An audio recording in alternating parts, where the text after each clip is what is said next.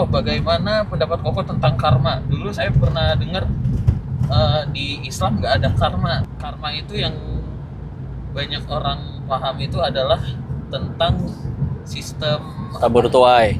ya Iya. tabur tuai gitu. Dia Gimana, baik Kok? nanti itu baik, istilah. Kalau ya karma itu kalau kita, kenapa kamu baik biar dibaikin orang, kenapa kamu tidak berbuat buruk karena takut diburukin orang, dijahatin orang. Kalau dalam Islam kan berbuat baiknya karena Allah suka, kenapa tidak berbuat buruknya ya karena kata Allah tidak suka, jadi karena Allah gitu. Karena dalam Islam berlakunya in ahsantum li anfusikum wa in asatum falaha. Kalau kita berbuat baik itu kebaikannya buat kita, kalau misalkan berbuat buruk ya itu juga burukannya buat kita. Atau ya misalkan surat Az-Zalzalah ayat 7 dan 8 ya, faman ya'mal mithqala dzarratin khairan yarah, dan terusannya. Maka kalau dirasa udah akhirnya tobat, terus akhirnya ada masalah dalam kehidupan, ya ketahuilah yang nggak punya dosa seperti para nabi juga pada punya masalah. Tugas kita setiap kali ada masalah itu yang dipikirin adalah gimana caranya kita tambah dekat sama Allah.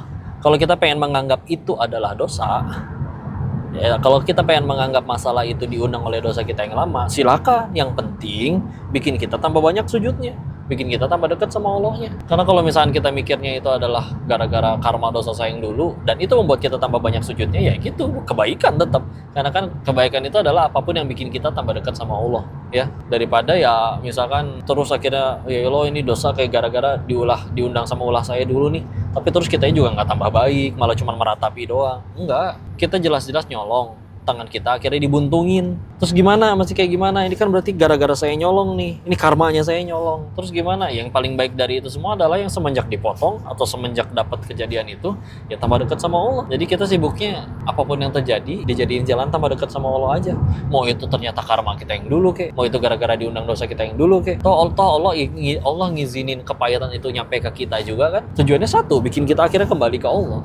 Jadi tinggal yang penting dipikirin kembali ke Allahnya, jangan mikirin tar dulu ini kepahitan yang ini tuh gara-gara saya ngapa-ngapain ya dulu. Nggak peduli, udah nggak penting. Yang penting tuh tambah dekat sama Allah. Atau selagi akhirnya itu membuat kita tambah dekat sama Allah, mau bentuknya enak, bentuknya nggak enak, maka ya Allah langsung berkebaikan. Itulah kebaikan, tambah dekat sama Allah. Gitu mikirnya ya.